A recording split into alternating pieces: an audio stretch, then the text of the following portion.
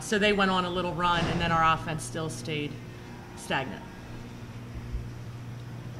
Overall, considering back there in the fall, if they're here in the title game, Right. probably going on to the postseason anyhow. Sure. That isn't the number one option.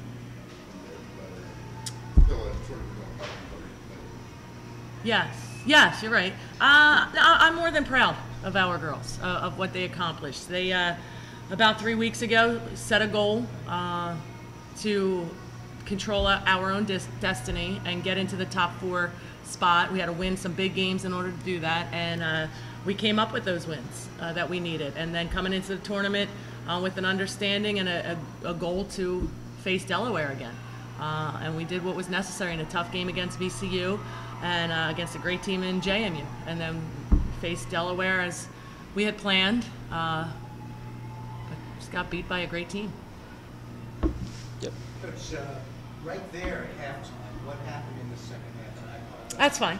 I was just explaining to Mel that, well, offensively we weren't obviously making too many shots in the first half. I thought defensively we were doing a nice job, and that they would just look more to Deladon early in the second half and continue after the offensive rebounds. And sadly, we remained cold. You know, they took advantage. They got some quick buckets, and we weren't knocking down the shots we needed to stay in it.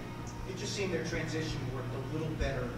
You were suffocating them in the first half. They got seemed like a few more transitions. Well, once we were down by double digits, we had a press, and that allows transition points if they break it, if they get over half court, and it ends up a 3-on-2 situation or a 2-on-1. So I think that's where their transition buckets came into play.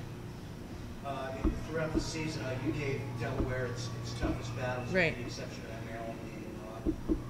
Can you take something out of that, and do you see that perhaps there's a way that other teams can use that type of defense that could beat them? Well, I think for us, we're outmatched a number of times, size-wise, athletically, and just continuing to battle and having a game plan. On the defensive end, I think our girls work harder than anyone out there to take away the strengths of other teams' offenses. And with some teams, they'll face. And Elaine is tremendous. You can't take anything away from what she's capable of doing, and she's actually sharing the ball and making plays. She makes everyone around her great. So it's going to be tough for any team that they face. They could possibly zero in on her a little bit more, but I think their other players really have stepped up.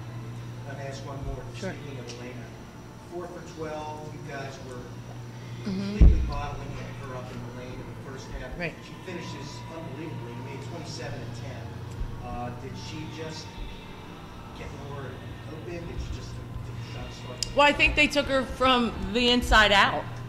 When she was inside, you're able to double her or get one person in front, one behind. Then they took her away from the basket. They had her out at the 3. So on the drive, we were showing the double, but there were times once they reversed it back, it was just single coverage, and she was able to shoot over people.